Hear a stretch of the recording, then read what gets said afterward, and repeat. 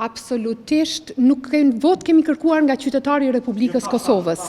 Edhe askush nuk i ka quajtur deputetët hajvan, edhe kjo lloj gjuhe që përdoret për të përgjithësuar vetëm pak, kjo lloj gjuhe që përdoret për të përgjithësuar edhe për të mos i kushtuar rëndësi detajeve, krijon në publik një qasje refuzuese ndaj medjave tona.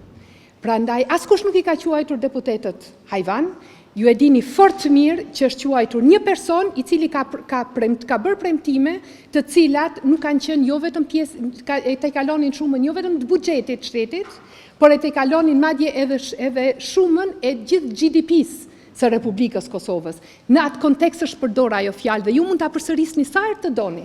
Mirë po, e pavërteta, sa do herë që të përsëritet, nuk mund të kthehet të bëhet e vërtet. Prandaj, detyrim, siç kemi marrë të drejta si deputet, ashtu kemi marrë dhe detyrime, dhe është detyrim i çdo deputeti të Republikës Kosovës ta respektoj kushtetutën, ta respektoj rregulloren e kuvendit, të respektoj vendimet e gjykatës kushtetuese, edhe ta zhbllokoj procesin. Zgjedhja e kryetarit kuvendit nuk është çështje e kompromisit brenda grupeve parlamentare, por është çështje e propozimit të partisë fituese.